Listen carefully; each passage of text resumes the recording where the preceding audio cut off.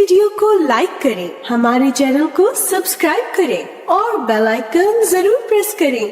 رسول اللہ صلی اللہ علیہ وسلم نے فرمایا، جمعہ کے دن اور جمعے کی رات کو کثرت سے مجھ پر درود پڑھا کرو، بس جو آدمی مجھ پر ایک دفعہ درود بھیجے گا اللہ اس پر 10 رحمتیں نازل کرے گا۔ اللہم صلی علی محمد۔ رسول اللہ صلی اللہ علیہ وسلم نے فرمایا، تمہارے افضل دنوں میں سے جمعے کا دن ہے۔ اسی دن آدم علیہ السلام پیدا کیے گئے، اسی دن ان کی روح قبض کی گئی، اسی دن سور پھونکا جائے گا اور اس دن سب لوگ بے ہوش ہوں گے، اس لیے اس دن مجھ پر کثرت سے درود بھیجا کرو کیونکہ تمہارا درود مجھ پر پیش کیا جاتا ہے۔ کہتے ہیں لوگوں نے پوچھا، یا رسول اللہ ہمارا درود آپ پر کس طرح پیش کیا جائے گا جبکہ آپ کا جسم بوسیدہ ہو چکا ہوگا؟ تو آپ نے فرمایا، بے شک اللہ عز و جل نے انبیاء کے جسموں کو زمین پر حرام کر دیا ہے، یعنی فرشتوں کے ذریعے آپ تک درود پہنچایا جاتا ہے۔ انبیاء کے جسموں کو مٹی نہیں کھاتی، صحیح سلامت ہوتے ہیں ان کے جسم۔ سورۃ الکہف پڑھنا، نبی صلی اللہ علیہ وسلم نے فرمایا، جو شخص جمعہ کے دن سورۃ الکہف پڑھتا ہے تو اس کے لیے دوسرے جمعے تک نور روشن رہتا ہے۔ غسل کرنا، ہر بالغ پر جمعہ کے لیے جانا ضروری ہے اور ہر وہ شخص جس پر جمعہ کے لیے جانا ضروری ہے اس پر غسل ہے، یعنی اس کو لازمی غسل کرنا چاہیے، اللہ یہ کہ کوئی مجبوری ہو۔ تو آپ اپنا اسکیجول اس طرح بنائیں نا کہ جیسے اگر آپ ہر روز نہاتے ہیں پھر تو کوئی مسئلہ نہیں، لیکن اگر آپ ایک دن چھوڑ کے ایک دن نہاتے ہیں تو آپ پھر اس طرح اسکیجول کریں کہ جیسے آپ منڈے کو نہائے، پھر وینسڈے کو نہائے، پھر جمعے کو نہائے، پھر آپ سیٹرڈے سنڈے اگر نہیں بھی نہاتے پھر منڈے، تو اس طرح آپ جمعے کو مس نہیں کریں گے۔ یہ نہیں کہ جمعرات کو نہا کے جمعہ کو چھوڑ دیا یا جمعہ چھوڑ کے ہفتے کو نہائے، ایسا نہیں کرنا چاہیے۔ علماء نے غسل کے حکم کے بارے میں اختلاف کیا، بعض تو کہتے ہیں یہ واجب ہے، یعنی فرض کے درجے میں ہے، اور جمہور علماء یہ کہتے ہیں کہ مستحب ہے، پسندیدہ ہے، افضل عمل ہے۔ حدیث میں آتا ہے جس نے جمعے کے دن وضو کیا اس نے اچھا کیا، اور جس نے غسل کیا تو یہ افضل ہے۔ صفائی میں مبالغہ ہوتی نا، ویکلی صفائی آپ کو کرنی ہوتی ہے، یعنی جیسے ناخن وغیرہ کاٹتے ہیں یا پھر اپنے زائد بال وغیرہ اتارتے ہیں، تو یہ سب چیزیں اگر جمعے کے دن ہو تو زیادہ بہتر ہے۔ نبی صلی اللہ علیہ وسلم نے فرمایا، جو شخص جمعے کے دن اچھی طرح غسل کرے، اچھی طرح سنوار کر وضو کرے، اپنے بہترین لباس میں سے پہنے، یعنی جمعے کے دن باقی دنوں کے نسبت اچھا لباس پہنے، اللہ نے اس کی قسمت میں گھر والوں کی جو خوشبو لکھی ہو وہ لگا لے، یعنی گھر میں جو بھی خوشبو ہے، پھر جمعہ پڑھنے آئے تو لغو کام نہ کرے، 2 آدمیوں کے درمیان جدائی نہ کرے، یعنی 2 لوگ بیٹھے ان کے بیچ میں گھس کے بیٹھ جائے۔ اس جمعے اور دوسرے جمعے کے درمیان کے پورے ہفتے کے گناہ معاف کر دیے جاتے ہیں۔ پھر مسواک کرنا، جمعے کی سنتیں بتاتے ہوئے آپ نے فرمایا، اور تم پر مسواک کرنا لازم ہے۔ اچھا لباس پہننا، نبی صلی اللہ علیہ وسلم نے فرمایا، اگر ممکن ہو تو جمعہ کے لیے اپنے کام کاج کے کپڑوں کے علاوہ 2 کپڑے اور بنا رکھنے میں کیا حرج ہے، اسپیشل ڈریس رکھے جو جمعے کو ہی پہن لے۔ خوشبو لگانا، یعنی خوشبو لگائے، حدیث میں آتا ہے چاہے وہ عورت کی خوشبو سے ہو، یعنی آپ کی اپنی نہیں، بیوی کی خوشبو پڑی ہو وہی لگا لو، لیکن لگاؤ۔ تیل لگانا، جو شخص جمعہ کے دن غسل کرے اور جس قدر ممکن ہو پاکیزگی حاصل کرے اور اپنے تیل میں سے تیل لگائے یا اپنے گھر کی خوشبو میں سے خوشبو لگائے، پھر نکلے کہ 2 آدمیوں کے درمیان تفریق نہ کرے، جتنی مقدرہ نماز پڑھ لے، اور جب امام بات کرے تو خاموش رہے، اس جمعے سے لے کر دوسرے جمعے تک اس کے گناہ بخش دیے جاتے ہیں۔ جمعہ کا وقت، سورج ڈھلتے ہی جمعہ پڑھنا، سورج ڈھلتے ہی جمعہ پڑھنا، اول وقت جمعہ پڑھنا، بہت لیٹ نہیں کرنا چاہیے۔ ایاس بن سلمہ بن عقبہ اپنے والد سے روایت کرتے ہیں، انہوں نے کہا کہ ہم رسول اللہ صلی اللہ علیہ وسلم کے ساتھ جمعے کی نماز پڑھ کر واپس لوٹتے تھے تو دیواروں کا سایہ اتنا نہیں ہوتا تھا کہ ان سے اپنے آپ کو سایہ مہیا کیا جا سکے، یعنی ابھی سورج بہت تھوڑا ڈھلا ہوتا تھا۔ ہاں، گرمی کی شدت میں تاخیر کی اجازت ہے۔ مسجد میں داخلہ، مسجد کی طرف جلدی نکلنا، تحیت المسجد ادا کرنا۔ عمر بن دینار کہتے ہیں انہوں نے جابر رضی اللہ عنہ کو کہتے ہوئے سنا کہ ایک شخص جمعہ کے دن مسجد میں داخل ہوا اس حال میں کہ نبی صلی اللہ علیہ وسلم خطبہ دے رہے تھے، تو آپ نے فرمایا کیا تم نے نماز پڑھی؟ اس نے کہا نہیں، تو آپ نے فرمایا کھڑے ہو 2 رکعتیں پڑھو۔ اب یہ بڑا اہم مسئلہ ہے، مسجد میں داخل ہو چاہے خطبہ ہو رہا ہو، 2 رکعت پڑھے بغیر نہ بیٹھو، ٹھیک ہے؟ اور یہ کیا ہے؟ دراصل تحیت المسجد، یہ جمعے کی سنتیں نہیں ہیں، یہ کیا ہے؟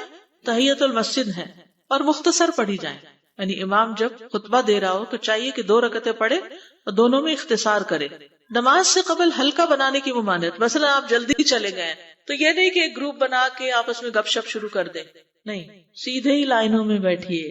انتظار کا وقت کیسے گزاریں گے؟ نفل پڑھ کے بیٹھ گئے، ذکر اذکار کریں، قبلے کی طرف رخ کر کے لائنوں میں بیٹھیں، ہلکا نہیں بنائیں، بیٹھ کے خرید و فروخت نہیں کریں، تاخیر سے آنے پہ گردنیں پھلانگ کے نہ آگے جائیں۔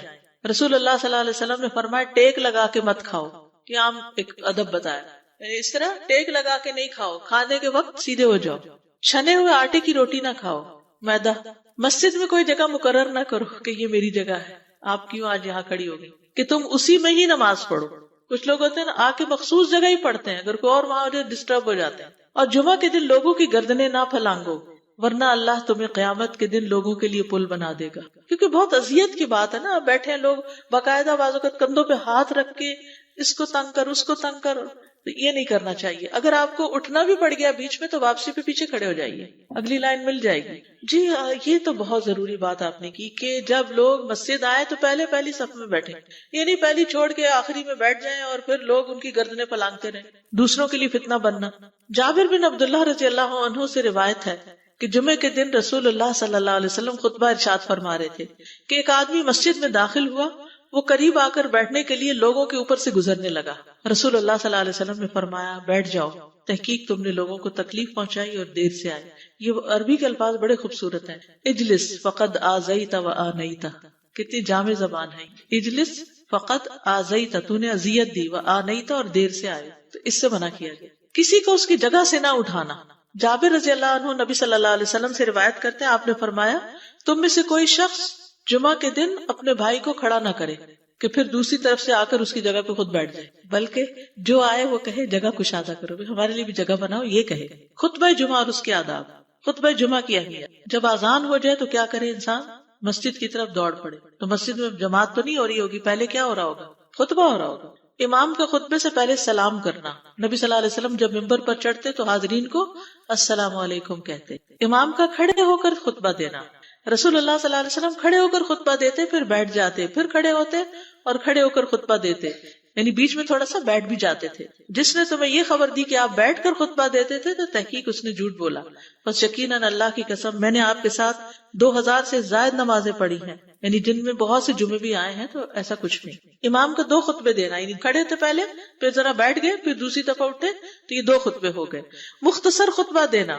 آپ کے خطبات چند کلمات ہوا کرتے تھے, بہت لمبی تقریریں نہیں. آپ کا خطبہ درمیانہ ہوتا تھا. نبی صلی اللہ علیہ وسلم نے فرمایا آدمی کا نماز کو لمبا کرنا اور خطبے کو مختصر کرنا اس کی سمجھداری کی علامت ہے. بس نماز لمبی کرو اور خطبہ مختصر کرو, کیونکہ بعض بیان جادو جیسا اثر رکھتے ہیں, یعنی تھوڑا بھی بات کرو گے تو دل میں چلی جائے گی. نماز پہ زیادہ توجہ. نبی صلی اللہ علیہ وسلم کا خطبے میں سورۃ قاف پڑھنا. حارثہ بن نعمان کی بیٹی سے روایت ہے, کہتی کہ میں نے سورۃ قاف رسول اللہ صلی اللہ علیہ وسلم سے سن کر حفظ کر لی. آپ ہر جمعے کو خطبے میں پڑھا کرتے تھے. سامعین کا امام کی طرف رخ کرنا, یعنی جمعے کے دن یہ نہیں کہ آپ کرسی لگا کے کسی اور طرف منہ کر کے بیٹھ جائیں اور جب جماعت ہو تو پھر صف میں کھڑے. نہیں, آپ صف میں بیٹھے ہو, کس طرف منہ ہو؟ قبلہ رخ ہو. امام سامنے ہی ہوگا نا قبلے کی طرف. ایک صحابی کہتے کہ جب آپ ممبر پہ چڑھتے تو ہم اپنے چہروں کے ساتھ آپ کی طرف متوجہ ہوتے, ادھر ادھر نہیں دیکھتے تھے خطبے کے دوران. امام کے قریب بیٹھنا. اللہ کے نبی صلی اللہ علیہ وسلم نے فرمایا ذکر میں حاضر ہوا کرو, یعنی خطبہ میں, اور امام کے قریب بیٹھا کرو. بے شک آدمی دور ہوتا رہتا ہے حتیٰ کہ وہ جنت میں بھی پیچھے ہی ہوگا, اگرچہ وہ اس میں داخل بھی ہو جائے. تاخیر کی اتنی مذمت ہے. خاموشی سے خطبہ سننا, یعنی بات نہیں کرنی چاہیے, کوئی اہم بات بھی نہیں پوچھنی چاہیے.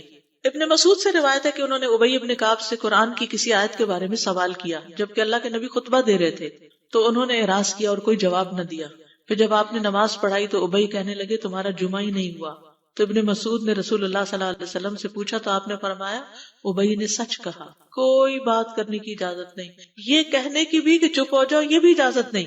عبداللہ بن مسعود کہتے کہ جب امام جمعہ کے لیے آ گیا پھر تمہارا اپنے ساتھی سے یہ کہنا کہ خاموش رہو لغویت کے لیے کافی ہے. یہ بھی لغو بات ہے. کوئی لغو حرکت نہ کرنا, کنکریوں سے نہ کھیلنا, فون سے نہیں کھیلنا, میسجز چیک نہیں کرنا, انگلیوں میں انگلیاں ڈال کے پٹاخے نہیں بجانا, گوٹ مار کے نہیں بیٹھنا. گوٹ مار کے کیسے بیٹھتے ہیں؟ گھٹنے اوپر کر کے اور یوں ایسے گھٹنوں کے گرد ہاتھ ڈال کے. کئی دفعہ ایسے نظر آتا ہے کہ خطبے میں لوگ اس طرح بیٹھے ہوتے ہیں کیونکہ پتہ نہیں ہے, یعنی آپ چوکڑی مار سکتے ہیں. آپ سب سے افضل پوزیشن تو یہ ہے کہ جیسے نماز کے اتحیات میں ہم بیٹھتے ہیں, لیکن کچھ لوگ اس طرح بیٹھ نہیں سکتے, چلے کرسی میں بیٹھ جائیں. اگر کرسی نہیں ہے نیچے بیٹھے ہیں تو چوکڑی مار کے بیٹھ جائیں, مگر ٹانگیں اس طرح پیٹ کے ساتھ لگا کے گھٹنوں پہ ہاتھ کو بل دے کے اس طرح نہیں بیٹھے. اگر مجبوری ہے تو وہ اور بات ہے, لیکن یہ کہ بلا وجہ نہیں کرنا چاہیے کیونکہ ادب کے خلاف ہے. اونگ آنے پر جگہ بدلنا. نبی صلی اللہ علیہ وسلم نے فرمایا اگر جمعہ کے دن کسی کو مسجد میں اونگ آنے لگے تو اپنی اس جگہ کو دوسری جگہ سے بدل لے. کہ بعض اوقات ایسا ہوتا ہے نا خطبے کے وقت بڑی سکینت ہوتی اور آخری خطبہ تو آپ نیند میں ہی سنتے ہیں. نماز جمعہ کی رکعت 2 رکعت ہے فرض بس. جمعہ کی نماز 2 رکعتیں ہیں اور ان دونوں میں قرات ہوتی ہے. نبی صلی اللہ علیہ وسلم جمعے میں سبح اسم ربک الاعلی اور هل اتاک حدیث الغاشیہ پڑھتے. کبھی جمعہ اور عید کٹھے ہو جاتے تب بھی دونوں نمازوں میں یہی صورت پڑھتے تھے. اسی طرح صبح کی نماز میں جمعے کے دن الف لام میم التنزیل اور هل اتى على الانسان کی قرات کرتے اور نماز جمعہ میں سورۃ الجمعہ اور منافقین کی تلاوت کرتے. یعنی یہ بھی ملتا ہے. فرض کے بعد 2 رکعت پڑھنا. عبداللہ بن عمر سے روایت ہے انہوں نے رسول اللہ صلی اللہ علیہ وسلم کی نفل نماز کو بیان کیا اور کہا کہ آپ جمعے کے بعد کوئی نفل نماز نہیں پڑھتے تھے حتیٰ کہ واپس تشریف لے جاتے پھر اپنے گھر میں 2 رکعت پڑھتے تھے. اب جو لوگ گھر نہیں جاتے تو پھر وہیں پر وہ پڑھ لیتے ہیں، ورنہ آپ صلی اللہ علیہ وسلم اپنی سنتیں وغیرہ گھر میں پڑھتے تھے. اور اسی طرح 4 بھی پڑھی جا سکتی، 2 بھی ہیں 4 بھی ہیں. آپ صلی اللہ علیہ وسلم نے فرمایا جب تم میں سے کوئی جمعہ پڑھ چکے تو اس کے بعد 4 رکعتیں پڑھے، یہ آپ کا حکم ہے. تو جب آپ کا 2 چیزیں ہوتی ہیں سمجھنے کے لیے، ایک آپ کا فعل ہوتا ہے اور ایک آپ کا حکم ہوتا ہے. تو ہمارے لیے کیا ہے؟ جو آپ کا حکم ہو. جمعے کے بعد کوئی اور نماز پڑھنے سے پہلے گفتگو کرنا، یعنی سنت پڑھنے سے پہلے گفتگو کرنا. اسما بن مالک سے مرفوعاً روایت ہے کہ جب تم میں سے کوئی آدمی جمعہ کی نماز پڑھے تو اس کے بعد اس وقت تک کوئی نماز ادا نہ کرے جب تک کسی سے کلام نہ کرے یا اس جگہ سے نکل نہ جائے. پہلے منع تھا، اب کوئی نہ کوئی بات کر لینی چاہیے. نہیں سمجھ آئی؟ یعنی جمعہ پڑھ لیا آپ نے اور پھر کسی سے آپ سلام دعا کر لیں، اس کے بعد سنت پڑھیں یا نفل جو بھی، ٹھیک ہے. اور گھر جانا ہے تو گھر جا کے پڑھیں، اور اگر گھر نہیں جانا، کام پہ جانا ہے تو ادھر ہی پڑھ کے چلے جائیں. کتنا پیارا ہے ہمارا دین کہ اتنا لمبا بھی چپ کر روزہ نہیں رکھوایا. بالکل. عاصم سے روایت ہے، وہ ابو قلابہ سے نقل کرتے ہیں، میں نے ان کے ساتھ جمعہ کی نماز پڑھی. جب میں نے اپنی نماز پوری کر لی انہوں نے میرے ہاتھ کو پکڑا اور میری جگہ پر کھڑے ہوئے اور مجھے اپنی جگہ پہ کھڑا کیا. وہ جب ہم چینج کرتے ہیں نا جگہ، وہ اس کی بات ہو رہی ہے. یعنی جمعے کے بعد کوئی اور نماز پڑھنے سے پہلے بات بھی کر لینا، جگہ بھی تبدیل کرنا. لیکن اگر کچھ لوگ پہلے سے ہی آپ کی سنتیں شروع کر چکے اور کوئی چینج کرنے والا نہیں تو پھر پڑھ لیجیے. یعنی یہ مستحب اعمال ہے، ان میں ایسا نہیں کہ کوئی گناہ لازم ہو جائے گا، لیکن افضل یہ ہے، افضل سے اجر زیادہ ہو جاتا ہے. جمعہ کے دیگر احکام، 1 رکعت پانے پر بھی جمعہ ادا ہو جاتا ہے. یعنی اگر کسی کو رش مل گیا، پارکنگ نہیں ملی اور 1 رکعت میں بھی پہنچ گیا تو جمعہ ہو گیا. امام سے دعا کا کہنا. انس کہتے ہیں کہ ایک سال نبی صلی اللہ علیہ وسلم کے عہد میں لوگ قحط میں مبتلا ہوئے. جمعہ کے دن میں نبی صلی اللہ علیہ وسلم کے خطبہ پڑھنے کے دوران میں ایک اعرابی کھڑا ہو گیا. کہا یا رسول اللہ، مال تباہ ہو گئے، بچے بھوکے مرنے لگے، اس لیے آپ اللہ سے ہمارے حق میں دعا کیجیے. آپ نے اپنے دونوں ہاتھ اٹھائے. اس وقت آسمان پر بادل کا ایک ٹکڑا بھی نہیں تھا. قسم ہے اس ذات کی جس کے ہاتھ میں میری جان، آپ نے ہاتھ اٹھائے بھی نہیں تھے کہ پہاڑوں کی طرح بادل کے بڑے بڑے ٹکڑے امڑ آئے. یہ معجزہ ہے آپ کا، آپ کی دعا قبول ہو گئی. پھر آپ ممبر سے ابھی اترے نہیں تھے کہ میں نے آپ کی داڑھی پر بارش کے قطروں کو ٹپکتے ہوئے دیکھا. اس دن خوب بارش ہوئی. پھر دوسرے دن، تیسرے، چوتھے، حتیٰ کہ دوسرے جمعے تک سلسلہ جاری رہا. دوسرے جمعے وہی عربی یا کوئی اور کھڑا ہو گیا اور کہا یا رسول اللہ، چھتیں گر گئی، مال ڈوب گیا، اس لیے آپ ہمارے لیے اللہ سے دعا کیجیے. چنانچہ آپ نے اپنے دونوں ہاتھ اٹھائے اور فرمایا اے میرے اللہ، ہمارے ارد گرد برسا، ہم پر نہ برسا. اور بدلی کے جس طرف اشارہ کرتے وہ بدلی ہٹتی جاتی اور مدینہ ایک حوض کی طرح ہو گیا. وادی کنات 1 مہینے تک بہتا رہا. جو شخص بھی کسی علاقے سے آتا تو اس پر بارش کا حال بیان کرتا. جیسے ہوتا ہے نا کوئی فلڈ آ جائے، کچھ ہریکین، تو پھر ہر کوئی موضوع گفتگو ہو جاتا ہے. جمعہ کے بعد قیلولہ کرنا. انس کہتے ہیں کہ ہم لوگ جمعہ کے دن سویرے نکلتے اور جمعہ کی نماز کے بعد قیلولہ کرتے تھے. جمعہ کے بعد کھانا کھانا. سہل کہتے ہیں کہ ہم نہ تو قیلولہ کرتے نہ دوپہر کا کھانا کھاتے، مگر جمعے کے بعد. لنچ کب ہے؟ جمعے کے بعد. جمعے کو قیام و سیام کے لیے خاص کرنے کی ممانعت ہے. یعنی اس دن کی رات کو شب جمعہ منانا کہ اس رات پوری عبادت کریں گے، یہ سنت سے ثابت نہیں. ٹھیک ہے. اور دن کو روزے کے لیے خاص کرنا، یہ بھی سنت سے ثابت نہیں. اللہ یہ کہ کوئی معمول کا روزہ رکھتا ہے، ایام 20 کا روزہ ہے تو وہ اور بات ہے. ابو ہریرہ سے روایت ہے کہ میں نے رسول اللہ صلی اللہ علیہ وسلم کو فرماتے ہوئے سنا، تم میں سے کوئی شخص جمعہ کے دن روزہ نہ رکھے مگر یہ کہ اس کے 1 دن پہلے یا اس کے بعد کا دن ملا کر روزہ رکھے. جمعہ کے دن خرید و فروخت کی ممانعت ہے. جمعہ کے دن جب نماز کے لیے پکارا جائے تو اس وقت اللہ نے خرید و فروخت سے منع کیا ہے. وَذَرُوا الْبَيْعَ، اس دن کاروبار حرام ہے. اور یہ جمعے کی دوسری اذان کے ساتھ تعلق رکھتا ہے. یعنی صبح صبح کام کر سکتے ہیں لیکن اذان ہوتے ہی چھوڑ دیں، اور جب پھر جمعہ سے فارغ ہو جائے تو دوبارہ دکان پہ جا کے بیٹھ جائیں. جابر بن عبداللہ کہتے ہیں کہ نبی صلی اللہ علیہ وسلم جمعہ کے دن خطبہ ارشاد فرما رہے تھے کہ مدینہ میں ایک تجارتی قافلہ آیا. رسول اللہ صلی اللہ علیہ وسلم کے صحابہ اس کی طرف لپک پڑے اور آپ کے پاس مسجد میں صرف 12 آدمی بچے. تو رسول اللہ صلی اللہ علیہ وسلم نے یہ صورت دیکھ کر فرمایا، اس ذات کی قسم جس کے ہاتھ میں میری جان، اگر تم سارے کے سارے چلے جاتے اور کوئی بھی باقی نہ بچتا تو اس وادی میں آگ بہ پڑتی. یعنی اتنا بڑا جرم ہے. پھر یہ آیت نازل ہوئی، وَإِذَا رَأَوْا تِجَارَةً أَوْ لَهْوًا انفضوا إِلَيْهَا وَتَرَكُوكَ قَائِمًا. جب وہ کوئی سودا بکتا دیکھیں یا کوئی تماشا نظر آ جائے تو اس کی طرف دوڑ جاتے ہیں اور آپ کو کھڑا ہی چھوڑ دیتے ہیں.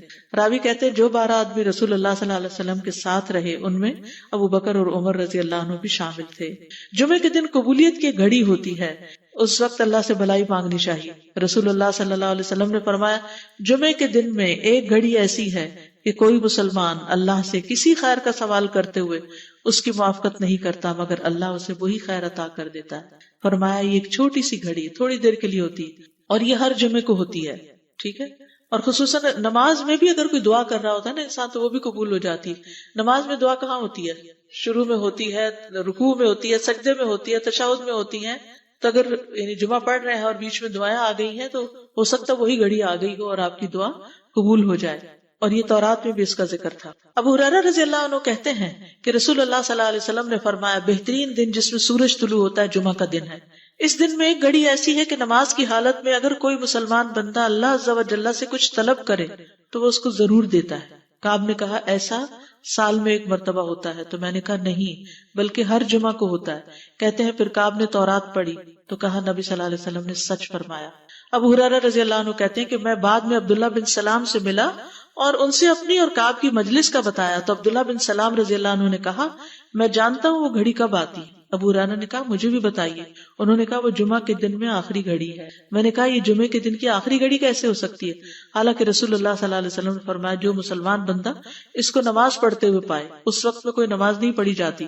تو عبداللہ بن سلام نے کہا کیا رسول اللہ صلی اللہ علیہ وسلم نے یہ نہیں فرمایا جو شخص نماز کے انتظار میں بیٹھا رہے وہ گویا نماز ہی کی حالت میں حتیٰ کہ نماز پڑھ لے. کہتے ہیں میں نے کہا ہاں. تو انہوں نے کہا بس یہی ہے. یعنی اس وقت کیا کرنا چاہیے؟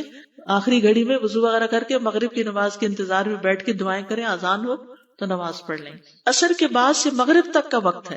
انس بن مالک سے روایت ہے کہ نبی صلی اللہ علیہ وسلم نے فرمایا جمعہ کے دن اس گھڑی کو جس میں دعا کی قبولیت کی امید کی جاتی ہے عصر سے لے کر سورج ڈوبنے تک کے درمیان تلاش کرو اور دن کی آخری گھڑی ہے. تو اللہ سبحانہ و تعالی ہمیں اس دن کی برکتوں سے فائدہ اٹھانے کی توفیق عطا فرمائے.